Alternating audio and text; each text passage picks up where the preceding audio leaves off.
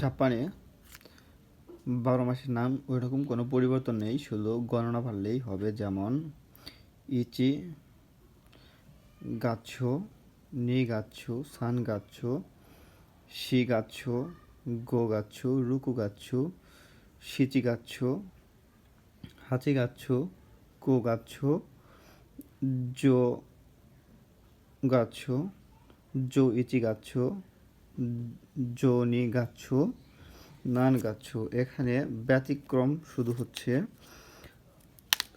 4 নাম্বারটা শিগাচ্ছু, যেটা আমরা ইয়ন পড়তাম। তারপর 7 নাম্বারে নানা পরিবর্তে ছিল সিচি। আর 9 নাম্বারটা হচ্ছে কৌর পরিবর্তে শুধু কো, কিউ না হয়ে কো হয়েছে। আর বাদ বাকি সবগুলো সেই আগের মতোই। জাপানে 12 মাসের নাম ওইরকম কোনো পরিবর্তন নেই, শুধু গণনা ভাবলেই হবে। যেমন ইচি গাচ্ছো, নি গাচ্ছো, সান গাচ্ছো, শি গাচ্ছো, গো গাচ্ছো, রুকু গাচ্ছো, শিচি গাচ্ছো, হাচি গাচ্ছো, কো গাচ্ছো, জো গাচ্ছো, জো ইচি গাচ্ছো, জো নি গাচ্ছো, নান গাচ্ছো। এখানে ব্যতিক্রম শুধু হচ্ছে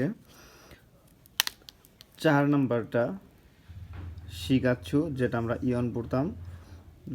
তারপর 7 নাম্বারে নানা পরিবর্তে ছিল সিচি। আর 9 নাম্বারটা হচ্ছে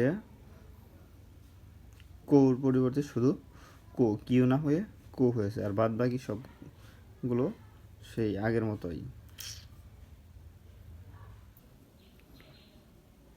জাপানে 12 মাসের নাম ওইরকম কোনো পরিবর্তন নেই, শুধু গণনা ভাবলেই হবে। যেমন ইচি গাচ্ছো, নি গাচ্ছো, সান গাচ্ছো, শি গাচ্ছো, গো গাচ্ছো, রুকু গাচ্ছো, শিচি গাচ্ছো, হাচি গাচ্ছো, কো গাচ্ছো, জো গাচ্ছো, জো ইচি গাচ্ছো, জো নি গাচ্ছো, নান গাচ্ছো। এখানে ব্যতিক্রম শুধু হচ্ছে 4 নাম্বারটা শিগাচ্ছু, যেটা আমরা ইয়ন পড়তাম।